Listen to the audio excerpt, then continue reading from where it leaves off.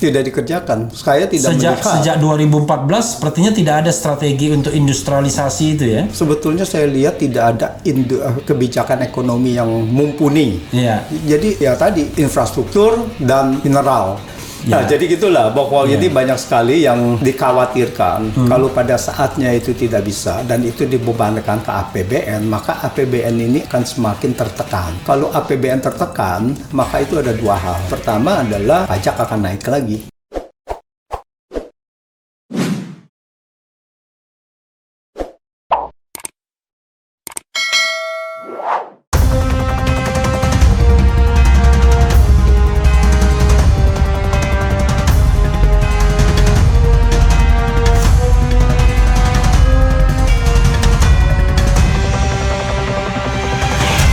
Karena itu juga keluhan Presiden Jokowi kepada Fahri Hamzah. Kok sekarang katanya oposisinya lemah ya, ya kan? Yeah. Jadi kalau kita bicara tentang politik oligarki ya, kalau dia terlibat juga gimana? Kalau kekuasaan itu saling mendapatkan keuntungan dari ini semua kan? Setidak-tidaknya bahwa transparansi ini harus berjalan. Jadi kalau ini tidak dilakukan, rakyat semakin tahu lagi bahwa ini dilakukan secara transparan, menyakiti rakyat. Nah itu yang penting kan? Iya. Rakyat kan harus transparan, disakiti kan gitu, harus melihat kan gitu. Nah, soal proses nanti dulu, yang penting transparan nih, kamu disakiti loh. Supaya kita bisa tahu bahwa di mana benar-benar ada pejabat yang benar-benar membela rakyat gitu. Nah itu saya rasa proses yang sangat penting gitu. Jadi rakyat ini sudah disakiti dengan kenaikan cukai rokok. Kemudian disakiti dengan sembako, PPN sembako, PPN, ya kan, food tadi. Terus diskriminasi bahwa yang mereka diberikan tax amnesty. Tax amnesty. Itu kan diskriminasi. Ya, lalu kemudian juga dengan tes kesehatan ini, PCR, antigen dan lain sebagainya yang harus bayar ya. Dan pemaksaan. Plus uang negara yang harus dibayarkan lebih banyak untuk memberikan keuntungan kepada mereka tadi, keuntungan yang gila-gilaan katakanlah di luar harga. Ya kan ada yang bilang Regen itu harganya cuma belasan ribu, tapi kok bisa sampai pernah jutaan gitu. Jadi harga dasar barangkali cuma puluhan ribu kok bisa dijual sampai 1,5 juta, 2 juta dulu kan, tergantung cepat enggaknya pelayanan kan gitu. Kalau nggak salah kan ada salah satu yang juru bicara mengatakan enggak lah, kita tidak mengambil untung kan gitu kan ya. Bahwa perusahaan ini nggak ngambil untung. Perusahaan ini tidak mengambil untung, ini adalah sosial dan sebagainya. Kalau tidak mengambil untung, buka saja pembukuannya. Kan jadi kita dorong ke situ. Jadi kita harus ada kalau di dalam hukum pembuktian terbalik. Bukan pembuktian terbalik. Jadi kita harus asas praduga bersalah. Tidak bersalah kan? Oh, ini praduga bersalah ini. Nah, jadi kita harus gitu. Makanya kalau dia bilang begitu ya tolonglah ungkapkan. Nah, itu yang kita mau mendorong DPR supaya begitu. Jadi kalau tolonglah ungkap itu asas pembuktian terbalik. Dia yang harus membuktikan memang ini nggak cari untung. Benar. Ya kan? Tadi menarik Prof. Antoni ya, tadi kita langsung ke PCR dan lain sebagainya. Tapi kita bicara tentang strategi pembangunan tadi ya. Kita tahu bahwa tadi kan mengandalkan ekspor, tapi ekspornya ekstraktif ya kan, bukan ekspor yang hasil industri apalagi end good ya kan. Lalu kita kalah nilai ekspor kita dibandingkan Malaysia, kemudian Thailand, Vietnam, ASEAN 7 lah. Nah, ini kan berarti kan sepertinya kita sudah salah strategi pembangunan dong berartinya. Benar. Nah, lalu tepat. Pertanyaannya adalah kalau kita mau balikkan kondisi ini semua dengan memperhitungkan 3 tahun pemerintahan Presiden Jokowi, bisa apa enggak? Atau ginilah, mungkin skenario yang terbaik ya biar kita kan tidak terkesan ngeritik dibilang iri pemerintahan Jokowi. Kok iri? Oh, bingung juga kita irinya di mana? Justru kita prihatin ya kan? Itu kira-kira apa? What to do? Apa yang harus kita lakukan nih? Iya, sekarang kalau kita lihat pembangunan ekonomi kan tadi kita udah bicarakan, ekonomi itu kan terdiri dari aktivitas industri kan, aktivitas usaha kan. Nah, kita harus membenahi aktivitas usaha itu. Jadi kalau kita lihat bahwa kenapa kita itu ekspor kita kalah, ya karena ekspor kita kebanyakan mungkin adalah fokusnya kepada ekstraktif. Itu yang paling mudah soalnya. Itu yang paling mudah, nggak usah mikir lagi. Tinggal keduk aja, tinggal ini dan pasar sudah ada gitu. Selisihnya banyak gitu kan. Kalau kita yang lain, kalau kita mau bilang bisa nggak kita bikin sentra untuk otomotif menyaingi Thailand? Kita kalah. Bisa nggak kita menyaingi industri yang ada di Singapura? Kita tidak bisa juga. Nah, ini yang harus dikerjakan. Jadi competitive advantage-nya itu di mana negara ini gitu. Nah, dan ini yang tidak dikerjakan oleh pemerintahan Presiden Jokowi kan? Tidak dikerjakan. Saya tidak melihat. Sejak 2014 sepertinya tidak ada strategi untuk industrialisasi itu ya. Sebetulnya saya lihat tidak ada kebijakan ekonomi yang mumpuni. Jadi ya tadi infrastruktur dan mineral. Tapi kalau kita ini mohon maaf ya, mungkin pada pemerintahan juga, kalau kita lihat kan karakter itu kan dibawa oleh pengusaha-pengusaha yang kebetulan jadi penguasa. Kan mereka juga menikmati ekonomi seperti itu kan. Ngambil tambang, ngambil hasil-hasil perkebunan dijual. Jadi mereka bukan pelaku-pelaku produk and good atau pelaku industri yang meningkatkan nilai tambah lalu bisa diekspor kan? Nah inilah salah satunya. Karena itu kan mereka tidak punya insentif untuk membangun industri. Yang mereka inginkan insentifnya adalah bagaimana ekspor tadi lebih gampang dilakukan dengan pajak yang lebih ringan. Inilah masalahnya kalau tergabung penguasa dan pengusaha. Apalagi pengusahanya memang salah satu pengusaha gede, pengusaha besar-besar di bidang pertambangan, gitu. Nah ini masalahnya. Jadi pembangunan industrinya itu tidak terlihat dan tidak difokuskan gitu. Karena mereka kan berpikir untuk keuntungan mereka juga kan. Kalau misalnya di bidang pertambangan mineral dan batu bara ini dipermudah, pajaknya diperingankan juga mereka untung. Tapi mereka bisa cerita tuh, oh ekspor kita meningkat dan lain sebagainya. Padahal meningkatnya atau angkanya berasal dari industri atau dari ekspor, kenaikan harga ya, bukan apa volume, bukan competitive advantage tadi kan, bukan pakai akal sehat dengan otak, tapi lebih pada permainan itu saja ya. Itulah gitu. Bahwa kita ini sekarang pembangunan industri kita tidak ada yang berjalan. Kita punya Kementerian Perindustrian. Sekarang apa? Kita juga nggak mendengar apa-apa kan gitu. Kebijakan apa yang harus dilakukan? Kalau kita lihat di tahun 60-an, tahun 50-an, kalau Jepang. Menteri Perindustrian siapa sekarang? Lupa saya. Agus Gumiwang. Agus Gumiwang Kartasasmita ya. Politisi ya? Politisi juga. Jangan-jangan banyakan mikir tentang kekuasaan dibandingkan industri. Atau kekuasaan dan industrinya sendiri gitu kan. Karena inilah yang tergabung juga dengan itu. Dan kalau kita lihat tahun 50-an, 60-an, kalau di Jepang itu yang sangat berkuasa adalah MITI. MITI itu Ministry of International Trade and Industry. Nah, jadi ini yang membuat ekonomi Jepang merencanakan apa saja yang bisa diproduksi di sana. Jadi mereka coba semuanya. Mereka bikin otomotif dulu kan diketahui. Gimana mereka bikin dan Jepang itu pernah bikin pesawat terbang. Tapi kemudian mereka tutup gitu. Jadi ada beberapa kita juga bikin pesawat terbang tutup juga gitu.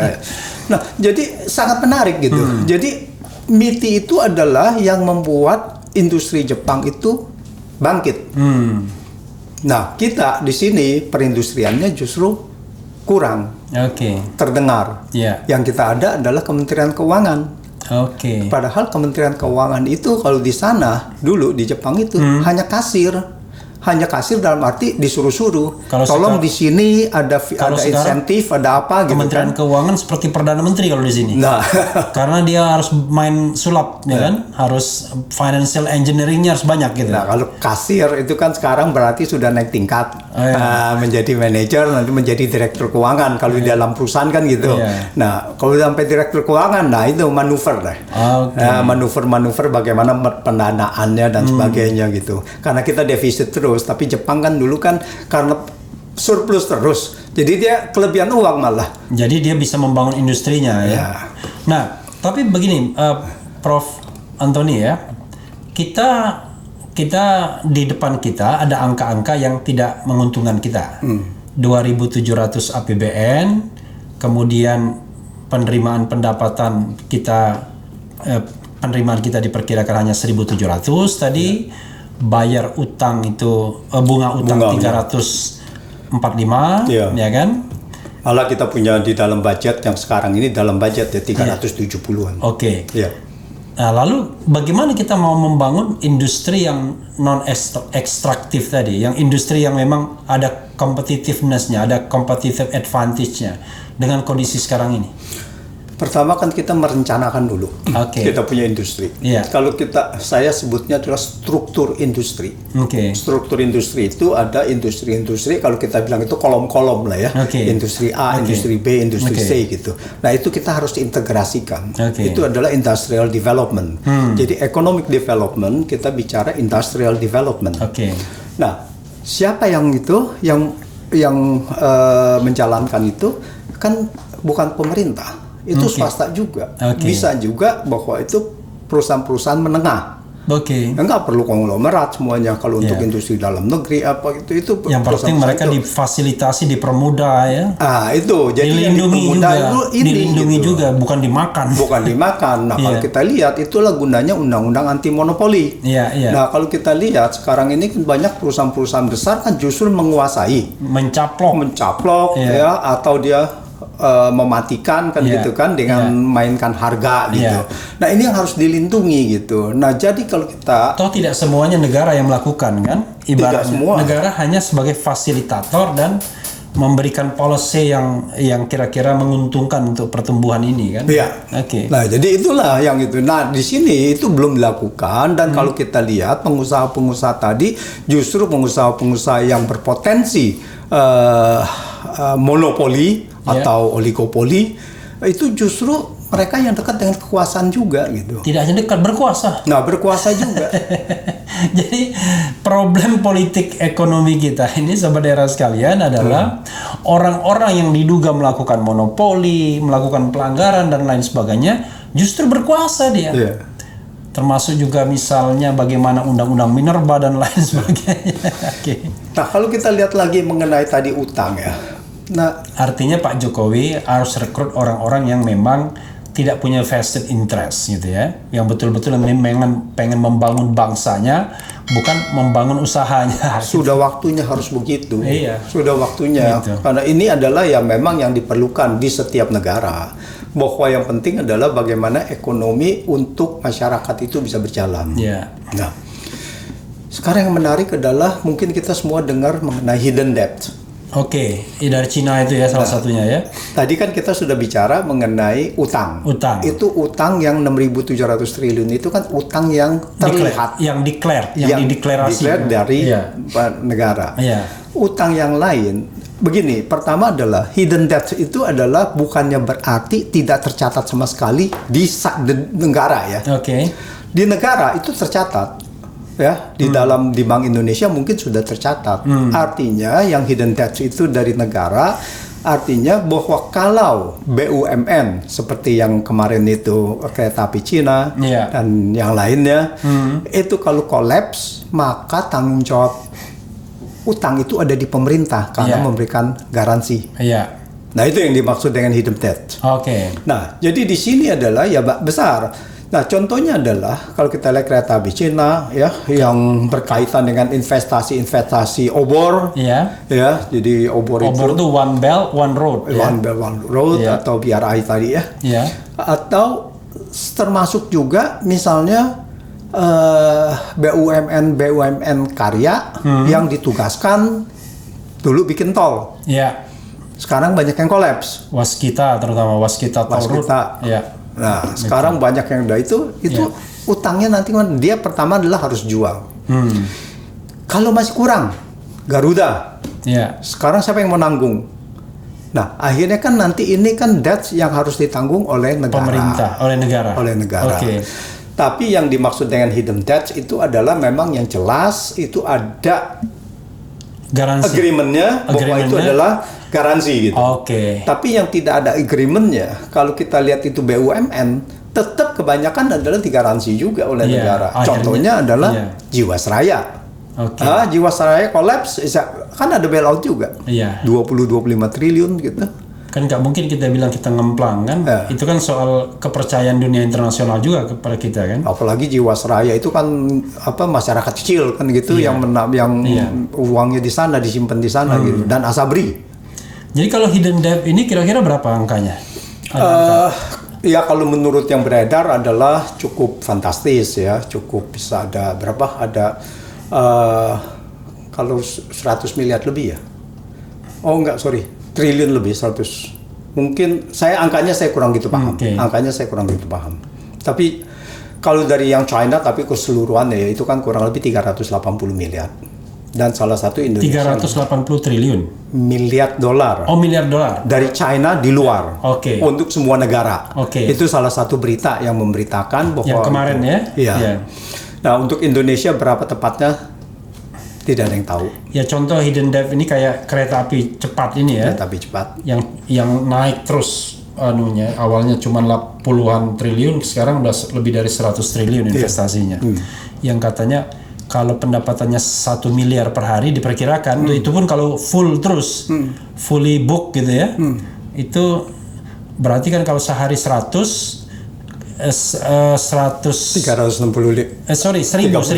triliun kan ya. Berarti kan sampai 100 triliun ya. 100 triliun, ya, 112. Iya. Jadi 100 triliun itu berarti 1000 kan? Iya. Jadi 100 ribu miliar kan? Iya. Jadi kalau 100 ribu miliar berarti 100 ribu hari kita butuhkan untuk kalau seharinya 1 miliar. Iya. Jadi 100 ribu. 100 ribu hari itu berapa dibagi 365 itu berapa tahun itu? Tapi itu juga kan, apakah itu sudah memperhitungkan 1 miliar itu adalah sudah profit? Iya. Iya. Terus yang kedua, itu intinya nggak dipakai duitnya. Iya. Jadi, itu setelah dikurangin operasional ya. Jadi itu pendapatan yang nggak dikurangi apa-apa lah. Iya. Misalnya uangnya tuh kita anggap aja rata-rata 1 M itu sudah pokoknya given. Iya. Nah itu. Nah. Parah pokoknya. Belum bunganya ya. Belum bunganya gitu. Nah, jadi gitulah bahwa ini banyak sekali yang dikhawatirkan kalau pada saatnya itu tidak bisa dan itu dibebankan ke APBN, maka APBN ini akan semakin tertekan. Nah, kalau APBN tertekan, maka itu ada 2 hal. Yaitu pertama adalah pajak akan naik lagi. Pokoknya bernapas pun jangan dipajakin. Nah, terus yang kedua, atau dia biaya dari Bank Indonesia lagi.